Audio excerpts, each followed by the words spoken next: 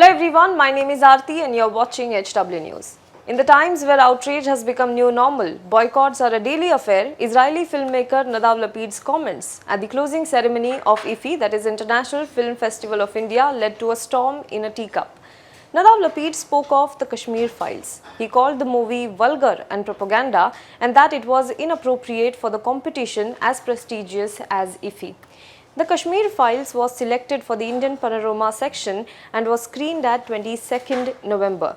The special screening was attended by Anupam Kher, who also stars in the movie. He added that he is making the comment on the stage since he feels the spirit of the film festival can take a critical discussion. Before going further, let us hear what did he exactly say. Qualities and defaults and evoked vivid discussions.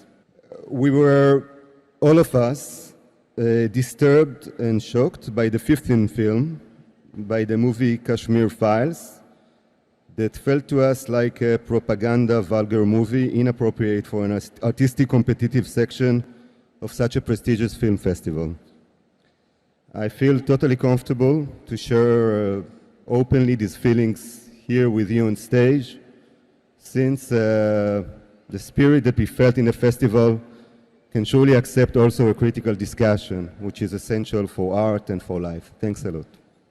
Now, if you look at it, in any other case, this would be perceived as a filmmaker, fraternity member criticizing and openly expressing his views about a movie made by another filmmaker.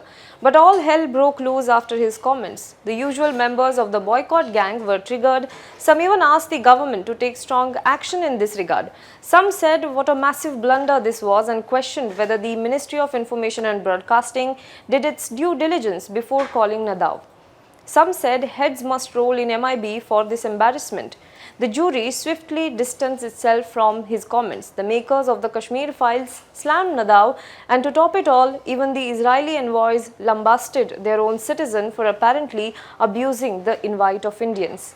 The meltdown happened probably because of time and the venue where the comment was made. On Sunday, the team of popular web series Fauda attended IFFI in Goa. The enthusiasm of the MIB minister for the Fauda team was clear from the welcome extended to them. The Union Information and Broadcasting Minister Anurag Thakur tweeted in Hebrew and also shared a video of himself jumping from the bus along with the lead actor in the series, Lior Raz. The Israeli side looked equally thrilled, with the envoy Naor Gilon asking Thakur to join the Fauda team. At the closing ceremony, Anurag Thakur in his speech also mentioned the India-Israel ties and the web series. Thakur stated, "After watching Fauda, I realized it's right time to forge a relationship with Israel." On one hand, the MIB minister was talking about forging India-Israel ties, and few moments later, an Israeli filmmaker criticized the Indian movie when the minister was sitting in the front row. It was the same movie that was promoted by the government vigorously, making it tax-free in many states and even in many cases urging people to watch the movie. That might explain the meltdown. But let's address the larger issue here. Many who criticized Nadav Lapid for his comments on the Kashmir Files alleged that by criticizing the movie, he also mocked the Kashmiri Pandit killings in the valley depicted in the movie. Actor Anupam Kher went a step further and even compared Holocaust with Kashmiri Pandit killing and said that if Holocaust is right, then exodus of Kashmiri Pandits is also real. He then also tried to draw a comparison between Oscar-winning movie Schindler's List and the Kashmir Files. Let's address the first argument here. Well, Nadav Lapid's comments on the Kashmir Files were as much a commentary about the Kashmiri Pandits' exodus as much Richa Chadda's Galwan tweet was about soldiers. The fact is, straw man argument has become so common that it is easy to miss the point. Nadav Lapid called the Kashmir Files a propaganda and vulgar movie, but does it mean that he mocked or denied the Kashmiri Pandit exodus? Him calling the movie vulgar and propaganda is not equal to him denying Kashmiri Pandits' plight. And if anybody is presenting it as such, they themselves are reducing the suffering to a movie which is open for critical evaluation. Nadav called this movie vulgar and propaganda. There isn't a textbook definition of what propaganda movie exactly is. But generally, a propaganda film is a film that involves some form of propaganda. They spread and promote certain ideas that are usually religious, political, or cultural in nature. The first such use of the term was broadly remembered is from Nazi Germany. Hitler had a propaganda minister then called Joseph Goebbels for this. The movies usually glorified Hitler and Nazi Party. There are many case studies available to understand how these movies played a crucial part in hypnotizing the masses. The criticism of the Kashmir Files is it does not present the Kashmir issue objectively and that it blames a particular community for the Kashmiri Pandit exodus. Nadav, while justifying his criticism, also said that the film tries to vindicate the government position in the Kashmir. But here is a question. Isn't in a way every movie some sort of propaganda? Aren't they promoting certain ideas or certain beliefs? For example, doesn't Amir Khan's Three Idiots send out a message, an idea that our educational institutions are producing herd mentality and encouraging rat race? Movies like Asuran, Jai Bhim, Karnan, Article 15, don't they display atrocities on Dalits? Likewise, Schindler's List. The movie centers around Oskar Schindler, a German industrialist who saved more than 1,000 mostly Polish Jewish refugees from the Holocaust by employing them in his factories during World War II.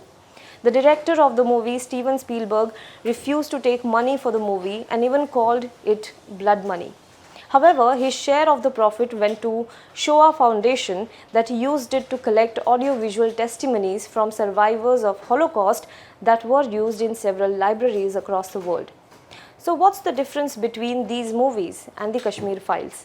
Why are these movies hailed and Kashmir Files is called vulgar and propaganda?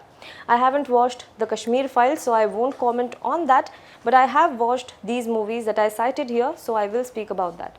Take for example Jai Bhim, Asuran or Article 15. They depict the atrocities on Dalits, but they do so in a manner that forces the viewer to acknowledge the issue. The art in these movies is unmissable. Moreover, the movie, though depict a conflict, it also brings out a logical end to the movie, more often than not suggestive of conflict resolution. In Jai Bhim, much impetus is also on finding justice through democratic manners, through judiciary. In Asuran, the protagonist tells his kids to follow the principles of Dr. Baba Saheb Ambedkar in the end. It does not in any way encourage the viewers to generalize the community on the basis of the crimes committed by the few members of it. It does not invoke hate towards anyone. And I think that should be the motive of any creativity, that it makes the viewer's conscious move and makes him aware, makes him acknowledge the issue, that makes these movies a masterpiece. Lastly, so should this movie not exist at all? Well, that's not for me to decide. In a democracy, everyone has creative freedom, freedom of expression. But if this movie can exist, so can the criticism of the movie by Nadav Lapid. Do let us know what you think about this in the comment box below. For more news and updates, you can log on to www.hwnews.in. Now be the first to know about the latest updates on our new news app. Go on your Android or iOS, search for HW News Network. Download our app, choose the language you prefer to get updates in, and be up to date with the latest news.